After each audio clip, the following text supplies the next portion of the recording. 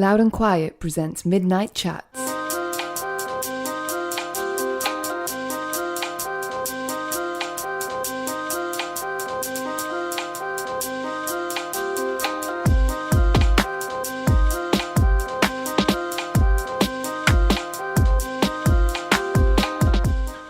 I'm extremely tired, listeners.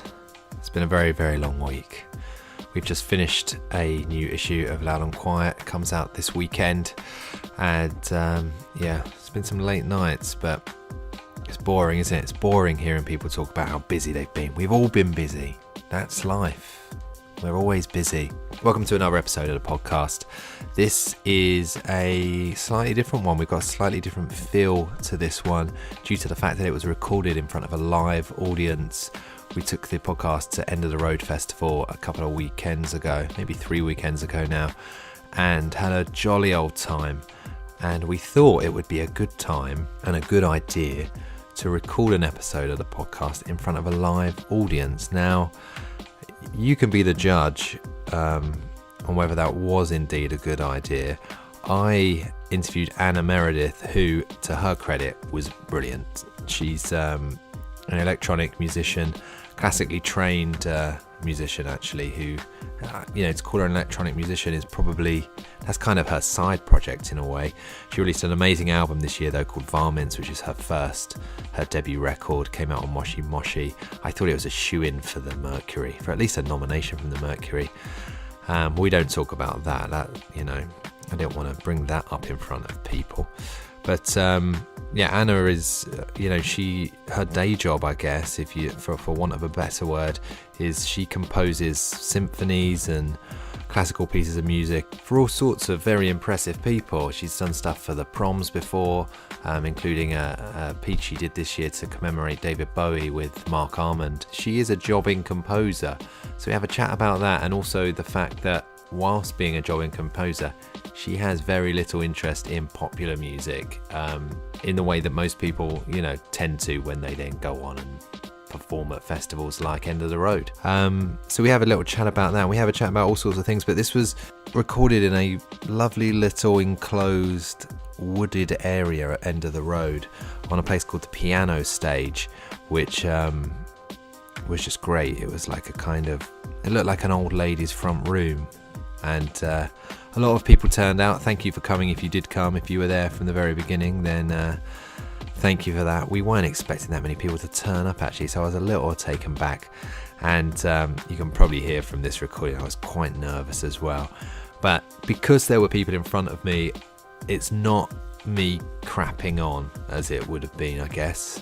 If it was just in our office, as it usually is, it's a bit more like a proper interview. That's the feel of this podcast. We may do some more in front of live audiences. Do let us know, actually. Give us some feedback if you think that's a good idea or not. Have a listen to this one, and maybe we'll do some more, maybe we won't. But this is Anna Meredith, recorded live at End of the Road. New episode of Midnight Chats. And we'll be back indoors for the next one. Thanks very much for listening.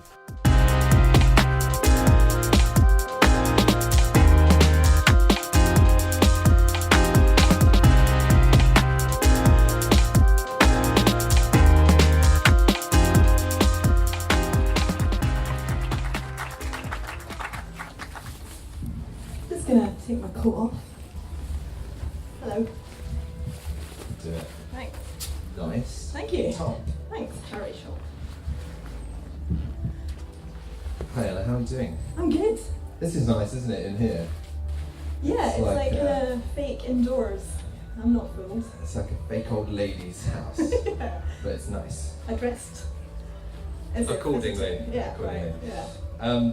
So we met at the beginning of the year when we did a feature for the magazine, and we came to visit you at a place called Oldborough Music, which is in Suffolk, and it's kind of like an amazing composer's retreat, really. And you were there working on a classical piece, a version of Vivaldi's Four Seasons. Yep.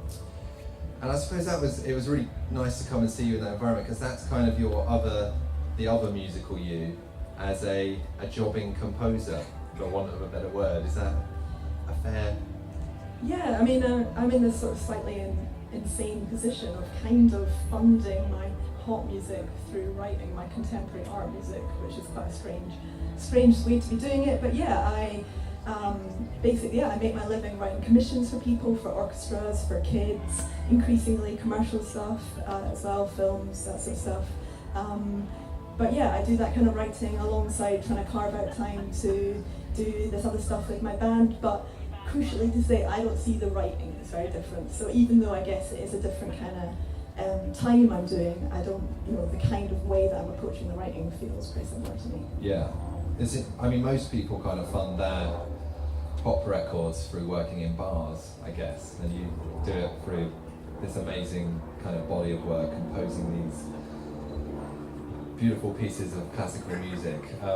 But where did that start? I'm guessing that started at school, the composing side of things. Yeah, I mean, a lot of my composer pals are the sort of people who, at age 5, were on the piano writing little stuff. But it honestly didn't occur to me. I don't think I even clocked the idea that being a composer was a thing. I started learning, the Skyboat song and the violin and a recorder and all that crap, and learned clarinet at 11. But I didn't write a single piece of music until my Scottish standard grades, like your GCSEs, when I wrote a piece for a single finger keyboard called Relflections, because I spelled the word reflections wrong, and you had to change the sounds of the keyboard with your nose, like headbutting the keyboard. Did you have to do that, or did you choose to do that? I didn't give myself enough time to go from like organ 3 to clarinet 6 or whatever it was on the Yamaha PS1. So you had to, and it had a little sort of bon tempi thing going on, and I think the examiner went, oh, that's a bit different. So that was the very first piece I wrote. So that was your and what age was that? So that's like 15. So it's definitely not this kind of cliche idea of a genius child writing stuff. And even when I wrote it down, this is kind of medieval days, pre-software, so everything's written on sheet music, and even then I thought, oh my god, I've written something in 5/4, I'm a genius, and it wasn't in 5/4, I'm an idiot. So I think, it took me, I was really, really slow at getting into writing music.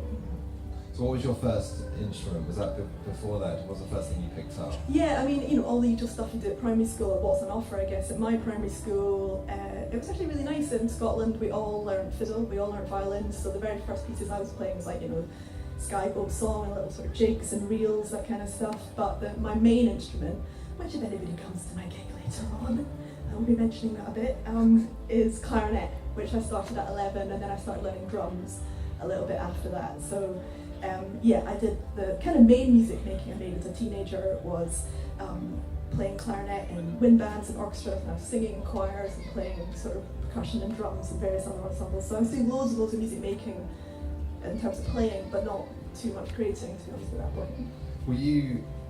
You're probably too modest to say if this is the case or not. I'll give it a go.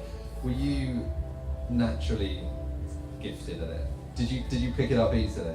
The instruments. Yeah. I think a teacher once went to me, wow, you're really good at bullshitting. Like, I managed to give a really impressive veneer. I think I was trying to play, if anyone is a clarinetist and is trying to play the Stravinsky 3 unaccompanied, check them out. Later. Big clarinet. Big fans of the clarinet, yeah? So there's 3 unaccompanied clarinet pieces. So obviously when it's an unaccompanied piece, it's really exposed, and they're really difficult. And she said, okay, let's just hear you sort of, give those a go. And I just sort of honked my way through it, and she was like, wow, you gave an effect. So I think there was a lot of front. I think I was good at performing, and I loved it, but I did never put the work in. So behind this, no, I can do the scale. Maybe that means that you were kind of naturally gifted at it in a sense. That I think I went to a point, I knew, for example, that I was never going to be good enough to be a clarinetist, that I didn't have it in me to really work at the stuff, but I wanted all the fun stuff, I wanted all the big solos, and I could get away with that. I could definitely, to a point, bluff it. Do you think it is, do you think it's something that people kind of can pick up though? The reason I ask that, because there is that idea, isn't there, that some people are just tuned into learning languages or instruments more than other people, and some people, however much they try, they're never going to be Jimi Hendrix on the guitar. Yeah, it might depend how you're taught. I mean, I after that went on to teach drums to some lovely posh girls in a school in London, and I found that, when you're teaching kids it depends what kind of teacher you are. I think some kids are just never going to want to do exams, and exams mean doing studies and scales and oral tests and all that sort of stuff. And for some people, that's if you're going to be crap at that, it's going to put you right off learning an instrument. So I think if you have a teacher who can say, oh, you know what, let's not do this, but you want to learn to play the hits from Cats. It's not the 90s anymore apparently, but that's all. Then if someone can help you tailor it to that sort of stuff, then I think anyone can find an instrument, or whether it's singing, or like I've done all this stuff for body percussion. There's other ways into music that aren't just slogging away on a violin. Sure. So you were at school when you were playing the keyboard with your nose, and those old days, that was in Edinburgh. Yeah. And then you went to university in York. Yeah. And then you went to the Royal College of Music. Yeah. What is that place like? Because it's held on in such high esteem of the place that people are aiming to get to, the ultimate place to kind of study composition. Yeah, I think when you're in the world of right now in the music world, it doesn't seem that big a deal, because all my peers are going to similar, there's the Royal Academy, the Royal Northern College, the Royal Conservatory in Scotland, and so these conservatoires, these kind of places where people are intensively studying, quite different to going to university where you do loads of stuff. When I was at university, I did loads of playing, and I ran the new music group, and I did loads of quite practical stuff. But when you go to conservatoire, it's all about one, you're sort of hothousing one thing. But I think it's totally normal. I think it's maybe not as glamorous or prestigious as it might sound. When you get there, it's still got like a roast garden canteen chairs in the bar, and miserable awkward students sort of loitering around everywhere. So it's just like anywhere else really. I mean, it was a good thing for me to do because it forced me to just try and do composing, which I hadn't really done before. But it's just like anywhere else when you get there, I guess. Yeah, it's not competitive. Is there a competitive? Yeah. Is it really? It's hard to get into. Yeah, I mean, obviously something like composing is quite strange because it's so subjective. I mean, I've now done quite a lot of judging composition. I do quite a lot of judging competitions or teaching young composers, and especially when you're trying to pit one kind of piece that someone's poured their heart into against another, how do you say which is better? And so, it is really competitive. But I think you're looking for someone who's got a bit of spark, or who's got a bit of a vision, even if at that point. I mean, the other day I found some pieces from that point. They're so bad. They're awful. What pieces that you Yeah. I think especially when you're tied to an institution. I was trying so hard to please teachers and tick all the right boxes of what I thought new music, or being a composer, or what other pieces I liked at that point. Where it was quite a confusing time in a way to try and work out what you wanted to do, because there's so many people you're trying to please and so many boxes to tick. So the music from that time is pretty confused as well. Right. Okay. And since then, since you left there, you've been commissioned ever since, really. Straight out of that, do you find that easy, that process of somebody saying? Because I'm guessing some of these are things like like when we met before, you were doing. It was Vivaldi's Four Seasons, but that's something you've got, something that you're trying to rework. But you also have commissions of brand new original pieces. Do you find that an easy thing? Do you find that a naturally easy thing to do, to compose those kind of pieces?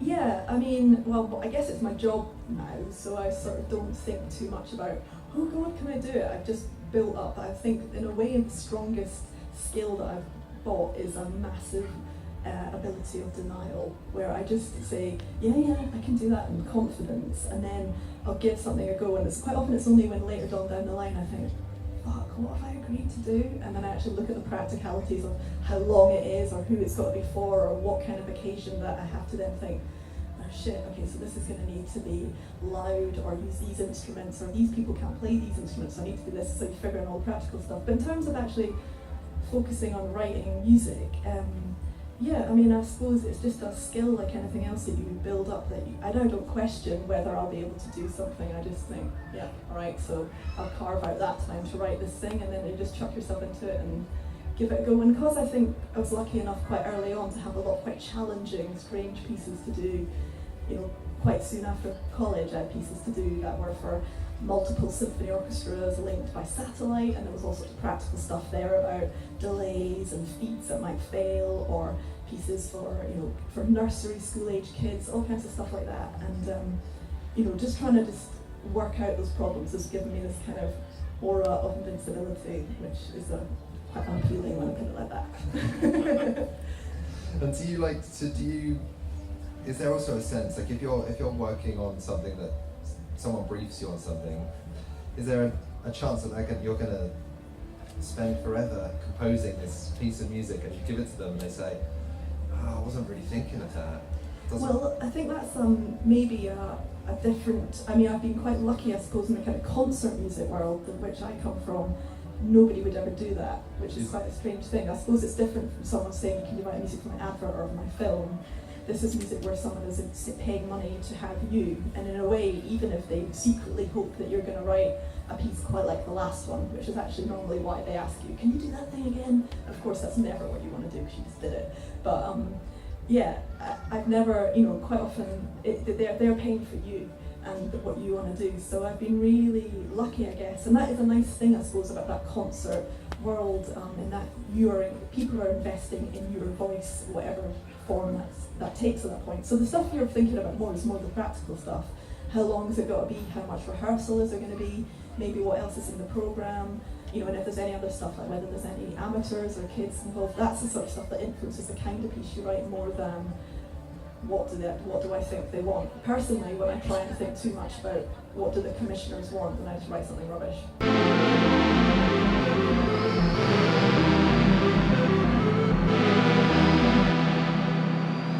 Yeah, Goldie, can I tell you about that? Yeah, because the reason I've written Goldie down is because you mentored Goldie for a BBC show. Yeah.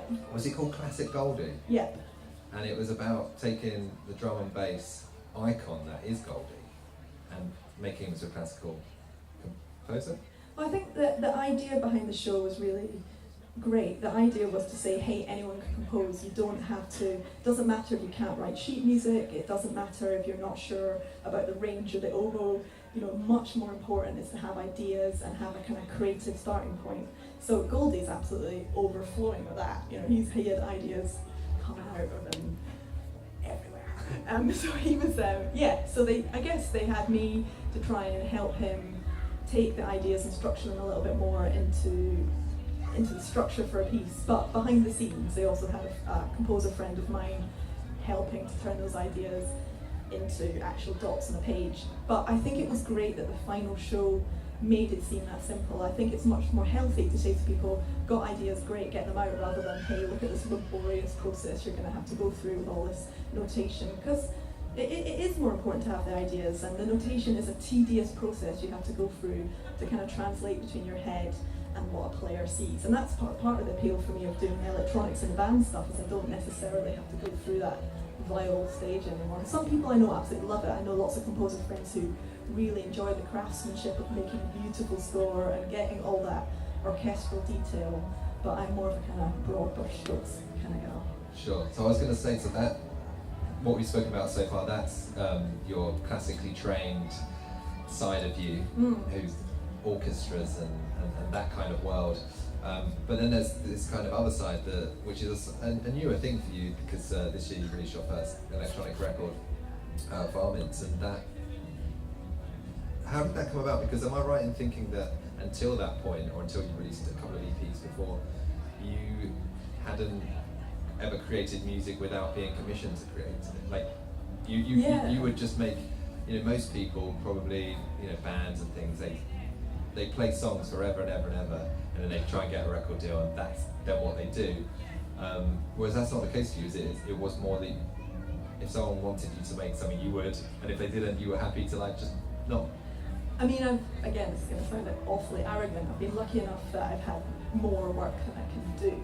So, in a way, the problem came that there was, I was having these amazing big commissions. I did a piece for last night at the proms, and I was writing all these big prom commissions, and I could sort of see what that path might be, to be doing just sort of orchestral or acoustic pieces for the rest of my life. And I felt I still love writing that kind of stuff, and I still do it, but I just felt a little bit of me that I wanted something different, I wanted something else, and I wanted to be part of the performance. I didn't just want to write a piece, hand it over, and that be the end of my process. And other stuff, I wanted more volume, wanted to be playing in different kind of contexts, and I think it just took me a while to say, okay, what else could this be? How can I get more volume? How can I be in yet more control of what the finished result is going to be?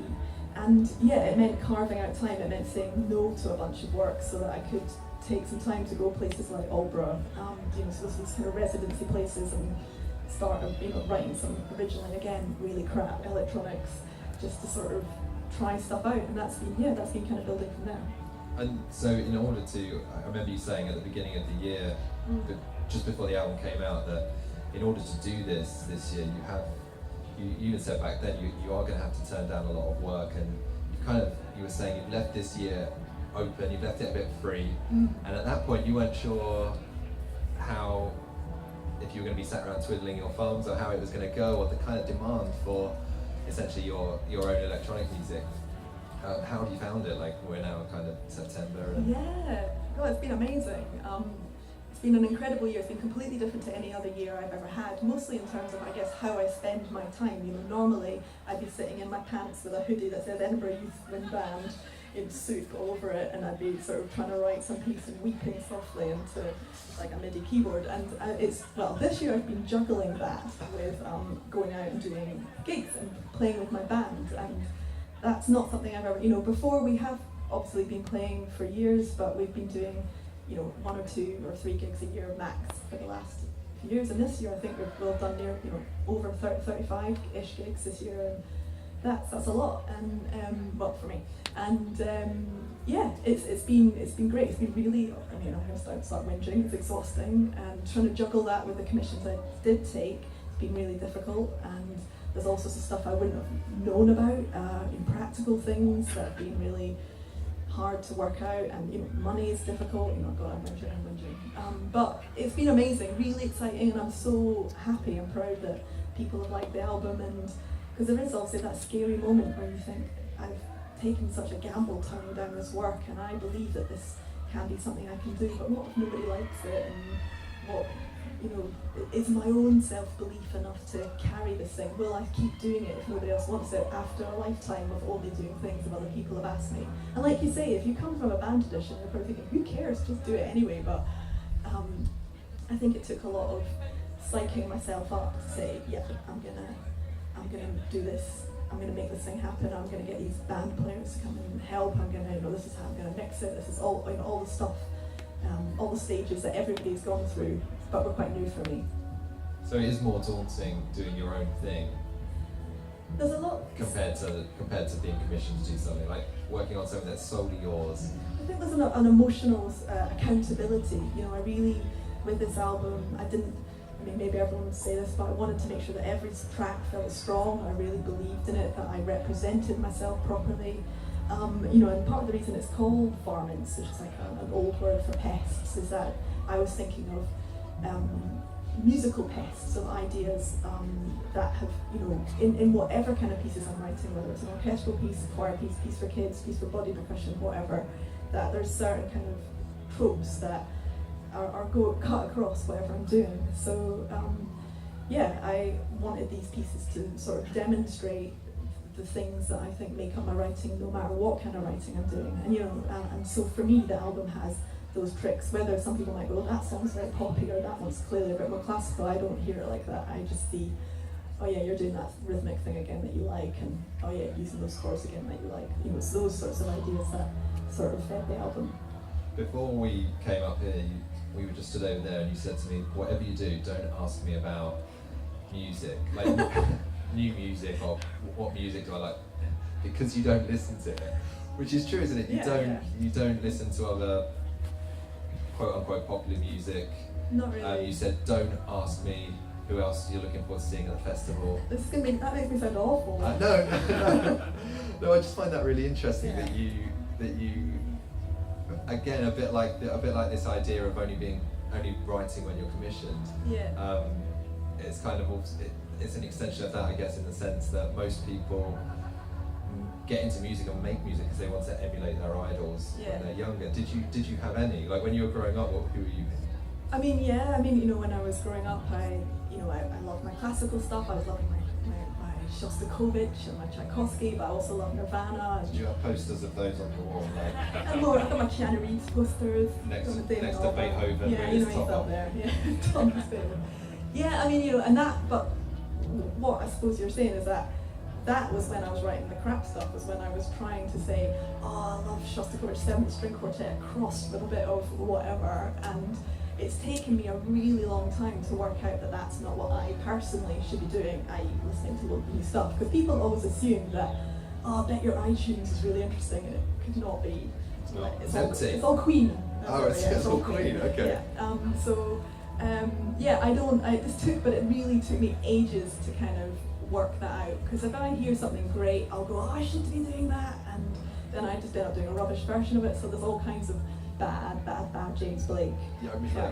Terrible things that nobody will ever hear. That was me trying to work out how to do this stuff. So yes, I do write in a bit of a vacuum, because I guess I'm writing all the time. So I try and I listen to a lot of audiobooks and podcasts and Radio 4. And that for me is much more helpful than hearing something amazing and thinking, oh, that's really good. Yeah, because you just end up thinking, I'd like to do that, but I can't, it's not. Or I just end up, trying as I say, again, this is just for me. I know loads of other people who find it really helpful to love something, but for me, what makes me write good music is to be feeling, this is going to sound a bit self-helpy, but to be feeling just really confident and good and in a good headspace and have some clear time and hopefully to have all the admin checked as done as it can be. And if I'm feeling good and confident, that helps me write confident, strong music, and that doesn't mean sort of fishing about for starting points. The things that I start music with aren't musical places like that. They're shapes, and there's these kind of graphic shapes I write for pieces of again whatever kind of bit of music I'm writing, and it's those kind of conditions I need to set up for myself rather than what music do I like. One of the commissions that you did still take this year, even though this is your electronic year and you set that aside. One of the ones that you did take was you worked on the proms for a David Bowie tribute. Can you just talk a little bit about that and what it was like? What was your involvement in that? 'Cause there was some amazing kind of contemporary artists involved in that tribute. So there was the proms did a David Bowie tribute, and they asked various people to arrange some of the songs, but not for a traditional lineup. They had this German band called Stargaze, who were sort of mixed acoustic ensemble, 12-piece, but no electric. No, that's an electric guitar. No bass guitar. No drums. And then they had all these incredible singers. Anna Calvi, Amanda Palmer, and I had Mark Almond singing 2 songs that I did, which were Starman and Life on Mars. So yeah, that's really nice. I guess arranging someone else's stuff, it's quite an interesting job to be given, because you don't want to just literally arrange the songs for the ensemble, otherwise what's the point? Get an arranger, don't get me to do it, there's no point. But if you take it too far away, then people have come to hear these songs, so getting that balance is quite interesting. Did you feel an extra pressure because it was David Bowie in the year of his death and the... Again, if I'm totally honest, I can't say that David Bowie was a huge, big artist for me before the prom, and I even made him. He's not now. I'll tell you that, and he's even not now. But but it was really great getting to when we were working out what songs I was going to do. I listened to some stuff, and it sounds obvious to say, oh, turns out it's really good. But turns out that guy had some. Turns out he's got some ideas, right? He's got some hits. Yeah, he's got some good calls. So. It was a really nice thing to do, and I could do it quite quickly because it's someone else's material, and but again, there's not really any point in looking at the pressure of something. When I've done things that I know are going to be massively under scrutiny or listened to by loads of people, the more you freak yourself out going, oh god, there's going to be 40 million people hearing this, or all these people are going to hate that, then you just, again, it just makes you back away, and it makes you orchestrate or write the music differently when you're trying to be cautious. It makes you sort of pad things out in a different way, because you don't want to say, these are the ideas, deal with it in the same way. again, it's that denial thing. I just don't think about it and don't think about whether people are gonna, and I didn't read the reviews after that gig, and I'm sure some people loved it, some people hated it, but I just did the best I could, I guess. It's such an incredible thing to be involved, that whole side of things, of composing things for the proms and performing in massive orchestras at the Albert Hall, and how does this compare? I don't mean this exact moment in your time. I mean, how does the coming and playing festivals and it's such a different world to that? Yeah, it is really different. It's lovely to be part of the performance. I've been really excited by the kind of overlap. I've had people who've come to the Four Seasons piece you were talking about. I wrote these new interludes to go around either side of some of the Vivaldi's Four Seasons, and I had people who come to band gigs who then came to hear their first ever orchestral stuff because of that, and likewise people who come to my orchestral stuff, who come to some band things, and I think that's obviously great, and I think we're in quite a healthy place generally at the moment where the whole genre stuff matters a lot less about, is it classical, is it electronic, is it, who cares? And it's great to be playing gigs. I mean, obviously there's superficial stuff that's very different. People sitting down, people clapping, not clapping, talking, not talking, leaving, not leaving. But I think, again, it's just going to sound cliched and obvious, but it's so lovely to play stuff and see if people are into it, and that just, that's an amazing feeling, and I absolutely love it, and it's great to be performing, and I've quite cleverly written the tracks that we have around my very limited performing chops. So I've kind of basically surrounded myself with a wall of talent and electronics to make everything, to make me look good. Your band are very good. They are, I've got some amazing band. So the band that I have, so there's 5 of us, so I'm playing clarinet and electronics and singing a bit, but there's a drummer, a guitarist, a tuba player, and today we're playing with 2 cellos.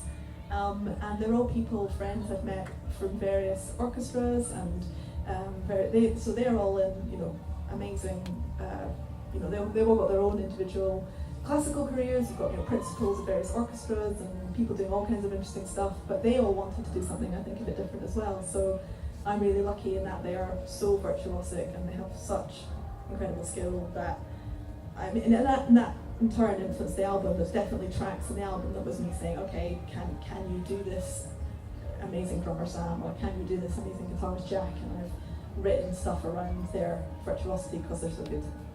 Awesome. Shall we open up the questions? Sure.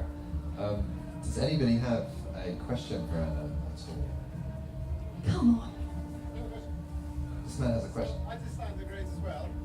So Julius Stand the Grace has to do an original piece.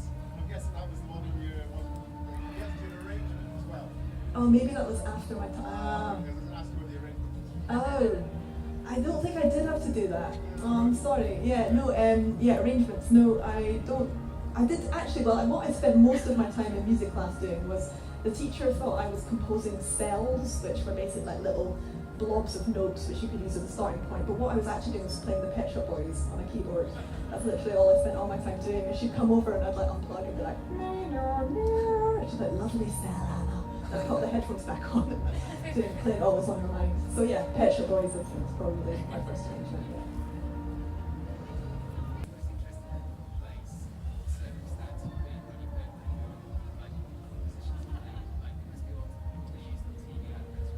So where have my pieces been played? I think probably one of the more unusual, I did a piece called Hands Free, which was a commission I was asked to do. Try and get your head around how you would deal with this nightmare. To try and write a piece for orchestra but not using any instruments. So it had to be for a symphony orchestra to put down all their instruments, and it had to be 12 minutes long, which is pretty difficult to work out. So I think they wanted a clapping piece. Steve Reich's got a very famous piece called Clapping Music, and but I don't write music like Steve Reich. Quite often people say, oh, you're very minimalist, but I don't think it's quite the same structure of stuff. But anyway, so I knew I didn't want to do a clapping piece.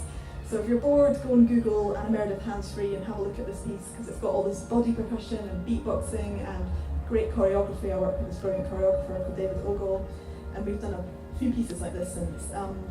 Anyway, sorry, very long and indulgent way of saying, really fun thing we did that. We did that in the proms and the Barbican and all these great places, but we also flash mobbed it. I think, is flash mobbing a bit passé now? I think it might be. We can bring it back. Okay, flash mobbing, flash mobbed that in the M6 services. So I'd say some broadly indifferent, welcome break like thing there. Yeah, but so it's quite fun to do stuff like there. And there's various other stuff. I've had installations. I've been in park benches, and I wrote some music last year for sleep pods in Singapore. So they had this thing where people would go into these pods and try and see how basically you could get people to sleep. Which I thought, why are they commissioning me? My music's really loud. But yeah, so I tried to do that. Yeah. Have you ever heard it in a shop or? I think I would lose my shit. Main in Chelsea? I've heard I've heard some bits on. Well, I mean, I don't listen to. I've heard it on Radio 4 as a documentary about casinos. And I was like, that sounds really familiar. Oh my god. Yeah, that's not very cool, but yeah, I was really excited about that. What track was that? Orlok. It was. Start of Orlok. It's got these arpeggios, and they sort of used it to transition between the sounds of a casino to and they were in a lift talking to someone, and it was the bed in the background. Anyway, most exciting thing that happened to me. Any more questions? Can you say a little bit about the difference between writing your kind of electronic stuff that everyone seems to be a bit more involved with it, just kind of why you should do it? But could you talk a bit more about your relation to the actual music itself? Yeah, so talking about the difference between writing stuff for other people and writing stuff for yourself. Yeah, so it sort of is and isn't different, I think. When you're writing stuff for other people, maybe there's a point that you can go, well, they're the ones playing that. And I've definitely had things where rehearsal has gone amazingly, and then inexplicably in the concert the conductor's doubled the speed or something awful, and you're sitting there listening to it thinking, oh, because as anybody who knows anything about contemporary classical music will know, most stuff is only ever played once. And that is such a hard thing to sit with, that you spend months and months writing something that is played once. And I find that a very interesting psychological scale to weigh up to yourself, time in versus thing out, even because quite often these pieces that are played once aren't even recorded. And whether you can balance that in your head with the time. Anyway, so I've got friends who spent years writing things that were played once, and that's how, anyway, so making something that exists in physical form is lovely as well, because it exists. Anyway, but in terms of the material, I think maybe I spent longer on this. I suppose I know it's going to exist. I know people can listen to it over and over again. Maybe, if I'm totally honest, if I'm writing something I know is going to be played once, I can maybe think in that moment, I could either spend ages crafting this laborious build-up, or I could just put like a simple roll. So there's quicker ways to get around stuff that you know is going to exist in concrete form forever. But the actual ways of approaching material, as I could only do the way that I know how to write. So it really is these shapes that I use for every piece that I do. And I think when I was trying to make the album, I just was thinking, okay, what do I think I do best? I think I can make a strong impact here. I think I can make something unsettling here. And these are the sort of musical tools I can use to make these things, rather than. So I suppose I tried to keep back my best tricks or ideas and explore them that way. But I just wanted to represent myself well, I suppose, and not look back and think, oh, I wish I hadn't done that. And there's some stuff I did for the first time, like the singing, and there's a lot more honking on the clarinet here. So I like to challenge myself. Are you going to make another record? Or do you feel, yes? I thought it was Someone from your label shouting yes. I was like, wow, thank you, audience member. All right, thanks, Stephen.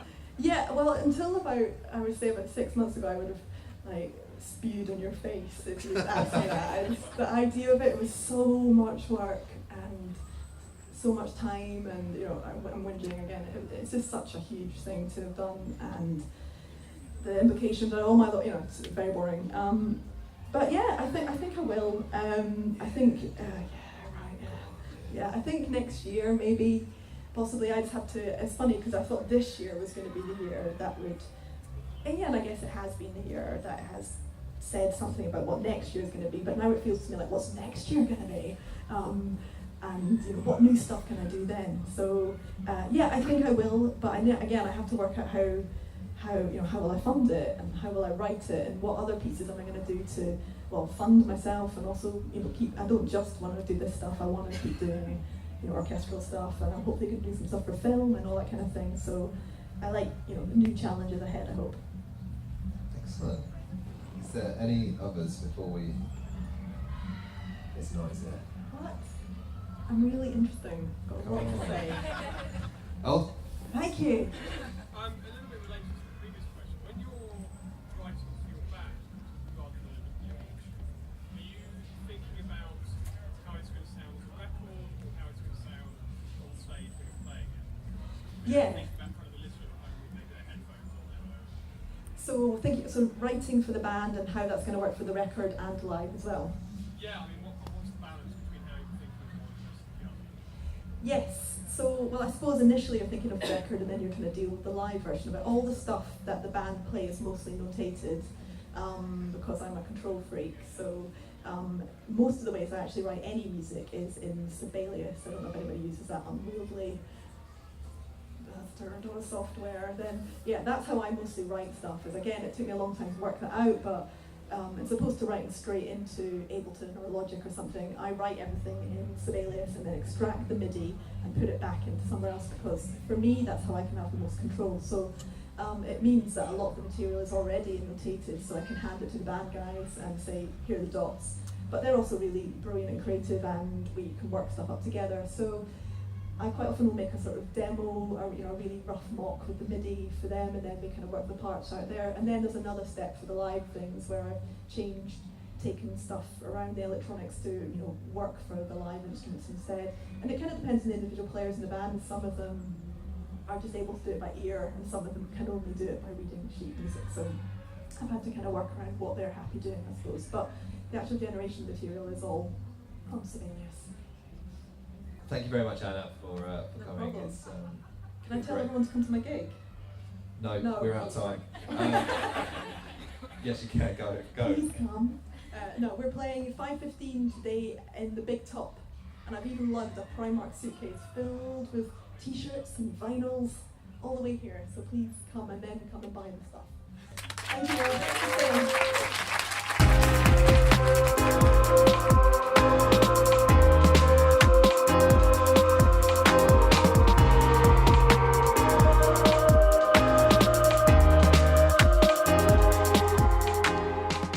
Midnight Chats is a loud and quiet podcast. Production by Emma Snook. Music courtesy of Gold Panda.